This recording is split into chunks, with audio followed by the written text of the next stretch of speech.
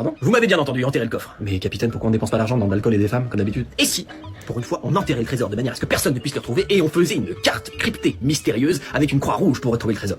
Je suis désolé, je comprends pas. À quoi ça sert de cacher le trésor si le but c'est de le retrouver? Mais parce que, imaginez, dans 300 ans, vous trouvez une carte cryptée qui indique un trésor, ça vous donne envie de le retrouver, non? Mais là, le trésor est devant nous. On va pas le laisser aux gens dans 300 ans quand même. Bon, de toute façon, je vous demande pas de comprendre, enterrez-moi ce coffre, c'est un ordre. Capitaine, avec tout le respect que je vous dois, on a des compagnons qui ont péri pour obtenir ce trésor.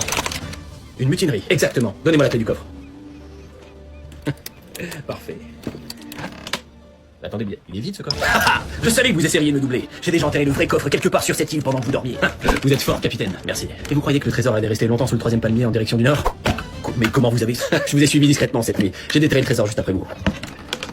Bah attendez, mais il est vide aussi ce coffre.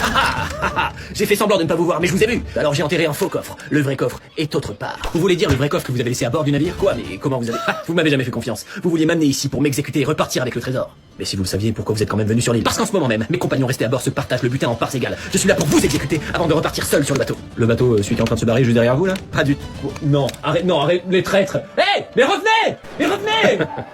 Pourquoi vous voyez, capitaine? Je savais que ça arriverait. Le trésor sur le bateau n'est qu'un leurre. Quoi? Mais les pièces d'or? Ce ne sont que de vulgaires répliques en laiton. Le vrai trésor est enterré sur cette île. Mais alors où? Pour le savoir, il faut une carte. Vous avez eu le temps de faire une carte cryptée pour que personne ne puisse la déchiffrer. Personne à part vous.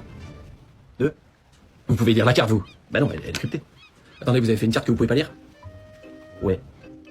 Vous êtes complètement con. Ouais, non, mais attends, parce que ça doit pas être si difficile à relire, parce que attends, comment je me suis démerdé? Parce que le Nord. Ah non, le Nord. Alors non seulement on va mourir abandonné sur l'île, mais en plus de ça avec 2000 pièces d'or qu'on peut pas retrouver. Oui, oh, et tout de suite, non, on va le retrouver. 2 minutes, parce que là, c'est un palmier.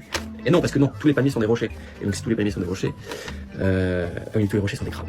Il y a des crabes bouts là, non, ça va pas du tout ça. Enfin, le trésor du capitaine Escampette. Cette carte cryptée n'était pas si difficile à déchiffrer.